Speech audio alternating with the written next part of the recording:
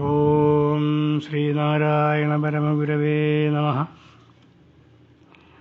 പ്രിയ സുഹൃത്തുക്കളെ, ശ്രോതാക്കളെ, മുൻപ് പറഞ്ഞ അയിത്തവും ജാതി സമ്പ്രദായവും വളരെ കുട്ടിക്കാലത്ത് തന്നെ ഗുരുദേവൻ്റെ മനസ്സിൽ ചിന്തകളെ അങ്കുരിപ്പിച്ചിരുന്നതായി കാണാം. അങ്ങനെയുള്ള ഒരു സംഭവം പറയാം. ഗുരുവിൻ്റെ ശൈശവകാലത്ത്, പിച്ച വെച്ച് നടക്കുന്ന കാലത്ത്, മാതാവായ കുട്ടിയമ്മയോടൊപ്പം കുടുംബക്ഷേത്രമായ മണയ്ക്കൽ ദേവീക്ഷേത്രത്തിൽ പോകുമായിരുന്നു. ക്ഷേത്ര ദർശനവും മറ്റും ബാലന് പ്രിയങ്കരമായ കാര്യവുമായിരുന്നു. ഒരു ദിവസം ക്ഷേത്ര ദർശനം നടത്തുന്ന സമയത്ത് കുറച്ചാളുകൾ ക്ഷേത്രമുറ്റത്ത് നിന്നും കുറച്ചകലെ മാറി നിൽക്കുന്നത് കണ്ട് നാണു എന്നത് ഗുരുദേവൻ്റെ വിളിപ്പേരായിരുന്നു. നാണു അമ്മയോട് ചോദിച്ചു, അവരെന്താണ് അങ്ങ് അകലെ നിൽക്കുന്നതമ്മേ? പുത്രനെ നോക്കി കുട്ടിയമ്മ പറഞ്ഞു, അവർ അയിത്ത ജാതിക്കാരായ പുലയരാണ്. അവർക്ക് ക്ഷേത്രത്തിൽ പ്രവേശനമില്ല. ബാലൻ വീണ്ടും ചോദിച്ചു, അതെന്താണ് അമ്മേ അവർക്ക് ക്ഷേത്രത്തിൽ പ്രവേശനം ഇല്ലാത്തത്? അമ്മ പറഞ്ഞു, അവർ ക്ഷേത്രത്തിൽ പ്രവേശിച്ചാൽ ക്ഷേത്രം അശുദ്ധമാകും എന്നും അവരോട് ദേവി കോപിക്കുമെന്നും അവർക്ക് അതുകൊണ്ട് പാപം ഉണ്ടാകും എന്നും കുട്ടിയമ്മ പറഞ്ഞു. നാണുവിൻ്റെ സംശയം തീർന്നില്ല. അവൻ വീണ്ടും ചോദിച്ചു, അവർ കുളിച്ച് ശുദ്ധരായി വന്നാൽ പ്രവേശിക്കാമോ? കുട്ടിയമ്മ പറഞ്ഞു, അയിത്തക്കാരായവർ കുളിച്ചാലും ക്ഷേത്രത്തിൽ പ്രവേശിച്ചുകൂടാ. അവർ താഴ്ന്ന ജാതിക്കാരാണ്. ബാലകൻ അമ്മയോട് പിന്നീടൊന്നും ചോദിച്ചില്ല. എങ്കിലും മനുഷ്യരിൽ ചിലർ അയിത്തക്കാരാകുന്നതും ദേവിക്ക് അവരോട് അനിഷ്ടമുണ്ടാകുന്നതും എന്താണ് എന്നും മറ്റുമുള്ള സംശയങ്ങൾ ആ പിഞ്ചു മനസ്സിൽ ഉത്തരം കിട്ടാത്ത ചോദ്യങ്ങളായി തുടർന്നു. ഗുരുദേവൻ്റെ നാമകരണത്തെ സംബന്ധിച്ച് പറയാൻ വിട്ടുപോയി. ഇന്ന് അതിനെപ്പറ്റി പറയാം. ഗുരുദേവൻ ജനിച്ച ഗ്രാമത്തിൻ്റെ പേര് ചെമ്പഴന്തി എന്ന് മുമ്പ് പറഞ്ഞല്ലോ. എട്ടുവീട്ടിൽ പിള്ളമാർ എന്ന് പ്രസിദ്ധരായ മാടമ്പി കുടുംബക്കാരിൽപ്പെട്ട ഒരു കുടുംബമായ ചെമ്പഴന്തി പിള്ളമാരുടെ അധീനതയിൽ ഇരുന്ന പ്രദേശം ആയിരുന്നതിനാലാണ് ആ ഗ്രാമത്തിന് ചെമ്പഴന്തി എന്ന് പേര് വന്നത്. ചെമ്പഴന്തി പിള്ളമാരുടെ ഭവനം വയൽവാരം വീട്ടിൽ നിന്നും അധികം അകലെ അല്ലായിരുന്നു.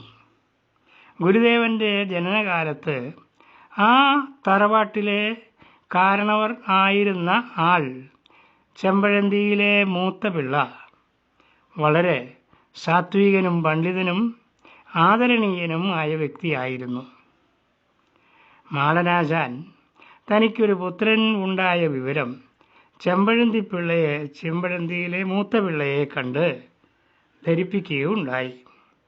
അപ്പോഴദ്ദേഹം കുട്ടി ജനിച്ച സമയവും അപ്പോഴത്തെ ഗ്രഹനിലയും മറ്റും പരിശോധിച്ചതിന് ശേഷം മാടനാശാനോട് പറഞ്ഞു, ഈ കുട്ടിയുടെ ജനനം വളരെ ഉത്തമമായ യോഗങ്ങളോടുകൂടിയ ഒരു ലഗ്നത്തിലാണ്. ഇവൻ ഭാവിയിൽ സർവാദരണീയനായ ഒരു മഹത് വ്യക്തിയായിത്തീരും. നിങ്ങൾ ഭാഗ്യമുള്ളവരാണ്. ഇവൻ മൂലം നിങ്ങളും മറ്റുള്ളവരാൽ ആദരിക്കപ്പെടുന്നവരായി ഭവിക്കും. നിങ്ങൾ ഈ കുട്ടിക്ക് നാരായണൻ എന്ന് നാമകരണം ചെയ്യുക. സാധാരണ നടക്കാറുള്ളതുപോലെ കുട്ടി ജനിച്ചതിൻ്റെ 28-ാം ദിവസം നാമകരണം നടത്തപ്പെട്ടു. അന്നേ ദിവസം മാടനാശാൻ്റെ സഹോദരി കൊണ്ടുവന്ന ഒരു കറുത്ത ചരട് കുട്ടിയമ്മയുടെ മാതാവിനെ ഏൽപ്പിച്ചു. ആ അമ്മ ആ ചരട് കുട്ടിയുടെ അരയിൽ കെട്ടുകയും മുൻ നിശ്ചയപ്രകാരം നാരായണൻ എന്ന് പേരിടുകയും ചെയ്തു. പിന്നീട് നാണു എന്ന ചുരുക്കപ്പേര് വിളിപ്പേരായി മാറുകയും ചെയ്തു. ഗുരുവിൻ്റെ പേര് നാണു എന്നു തന്നെയാണ് എന്നും നാരായണൻ എന്ന പേര് അദ്ദേഹം ഗുരു എന്ന പേരിൽ അറിയപ്പെടാൻ തുടങ്ങിയപ്പോൾ ചാർത്തിക്കൊടുത്തതാണ് എന്നും ചില കുബുദ്ധികൾ പറയുകയും പ്രചരിപ്പിക്കുകയും ചെയ്യുന്നുണ്ട്. അവരുടെ വാദം ഇങ്ങനെയാണ്: ആ കാലത്ത് അവർണ സമുദായക്കാർക്ക് ദേവന്മാരുടെ നാമങ്ങൾ കൊണ്ട് പേരിടാൻ ഉള്ള അവകാശം ഇല്ലായിരുന്നു. അഥവാ പേരിടുകയാണെങ്കിൽ അല്പം വ്യത്യാസപ്പെടുത്തി ഗോവിന്ദനെ ഗോന്ദനാക്കിയും ശങ്കരനെ ശംഖുവാക്കിയും മറ്റും നാമകരണം ചെയ്തിരുന്നു എന്നാണ്. എന്നാൽ ഗുരുദേവൻ്റെ കാര്യം അങ്ങനെ ആവാനിടയില്ല. കാരണം വയൽവാരം വിദ്യയും അറിവും സംസ്കാരവും ഉള്ളവരുടെ കുടുംബമായിരുന്നു. തിരുവിതാംകൂർ രാജകുടുംബത്തിൽ പെട്ടവർക്ക് പോലും ആ കുടുംബക്കാർ അഭിമതരായിരുന്നു എന്നും പറയപ്പെടുന്നു. അടുത്തുള്ള സവർണ വിഭാഗത്തിൽപ്പെട്ടവരുമായി ഇവർക്ക് സൗഹൃദ ബന്ധം ഉണ്ടായിരുന്നു. ഗ്രാമത്തിലെ ക്ഷേത്രമായ മണയ്ക്കൽ ദേവി ക്ഷേത്രം നായന്മാരും വയൽവാരം കുടുംബക്കാരും ചേർന്നായിരുന്നു നടത്തിപ്പോന്നിരുന്നത്. വയൽവാരം കുടുംബക്കാർ പാരമ്പര്യമായിട്ട് വൈദ്യന്മാരും കുടിപ്പള്ളിക്കൂടം നടത്തുന്ന ആശാന്മാരും ആയിരുന്നു. ഗുരുവിന് 2 അമ്മാവന്മാരുണ്ടായിരുന്നു. അതിൽ ഒരാളുടെ പേര് രാമൻ വൈദ്യൻ എന്നും മറ്റേയാളുടെ പേര് കൃഷ്ണൻ വൈദ്യൻ എന്നും ആയിരുന്നു. രാമനും കൃഷ്ണനും നാരായണനും ഒരു ദൈവത്തിൻ്റെ പേര് തന്നെയല്ലേ? അമ്മാവന്മാർക്ക് രാമനും കൃഷ്ണനും ആകാമെങ്കിൽ ഭാഗിനേയന് നാരായണനാകുന്നതിൽ എന്താ കുഴപ്പം?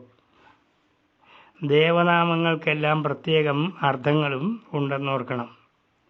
രാമൻ എന്നാൽ രമിപ്പിക്കുന്നവൻ, സന്തോഷം നൽകുന്നവൻ എന്നും കൃഷ്ണൻ എന്നാൽ കർഷണം ചെയ്യുന്നവൻ, സകലരെയും തന്നിലേക്ക് ആകർഷിക്കുന്നവൻ എന്നും അർത്ഥം. നാരായണൻ എന്ന നാമത്തിൻ്റെ അർത്ഥം നാരത്തിൽ അയനം ചെയ്യുന്നവൻ എന്നാണ്.